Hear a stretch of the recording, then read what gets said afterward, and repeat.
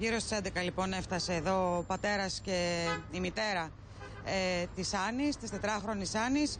Πλήθος κόσμου είχε μαζευτεί εδώ, Λίνα, προκειμένου κάποιοι απορριμμένοι, προκειμένου να δουν τους ανθρώπους αυτούς και κυρίως τον πατέρα.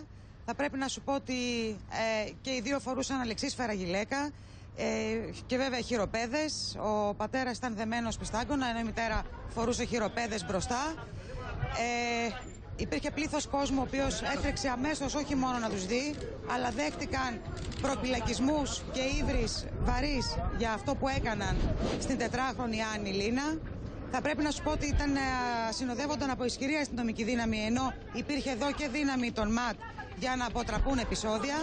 Υπήρχαν μάλιστα και κάποιοι συντοπίτες τους από τη Βουλγαρία, οι οποίοι δεν πίστευαν αυτά που έχουν ακούσει τις τελευταίες ημέρες και όσα βέβαια βγήκαν στο φως της δημοσιότητας χθες. Κάποιοι θέλησαν να λιντσάρουν τον πατέρα, αλλά η ισχυρή αστυνομική δύναμη γύρω από την οποία βρισκόταν ο 27χρονος δεν απέτρεψε περαιτέρω επεισόδια. Αμέσως οδηγήθηκε στον εισαγγελέα εκτέλεσης ποινών προκειμένου να εκτελεστεί το ένταλμα που έχει εκδοθεί σε βάρος του για ανθρωποκτονία από πρόθεση και περιύβριση νεκρού. Ενώ εντύπωση μας κάνει, Λίνα, το γεγονός ότι η μητέρα βρίσκεται στο πλάι του πατέρα. Βέβαια δεν κατηγορείται, όπως και εσύ γνωρίζεις, για το αδίκημα της ανθρωποκτονίας, αλλά για έκθεση ανηλίκου σε κίνδυνο. Τι σημαίνει αυτό, Σοφία, τι σημαίνει βρίσκεται στο πλάι του πατέρα? Βρίσκεται στο πλάι του ενώ μιλάνε, κάθονται εδώ ένας δίπλα στον άλλον. Και καταλαβαίνω πως και οι δύο, ή τουλάχιστον ο πατέρας, είναι εξαιρετικά ψύχρεμοι, έτσι. Ο πατέρας είναι ψύχρεμος. Η μητέρα ξέρουμε ότι βρίσκεται κάτω από αγωγή. Ο πατέρας δεν ξέρω αν έχει συνειδητοποιήσει, Λίνα, αυτό που έχει κάνει. Πραγματικά δεν μπορώ να σας περιγράψω, δεν μπορώ να σας δώσω την εικόνα αυτού του ανθρώπου.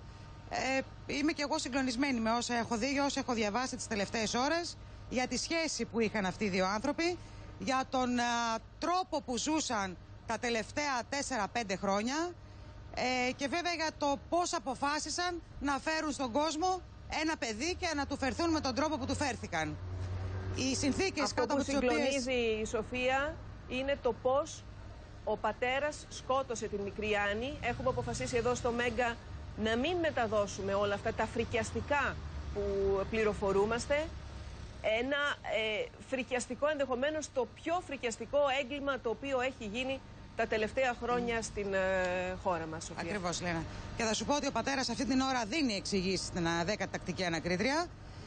Δεν έχει δικηγόρο, δεν συνοδεύεται από κάποιον συνήγορο.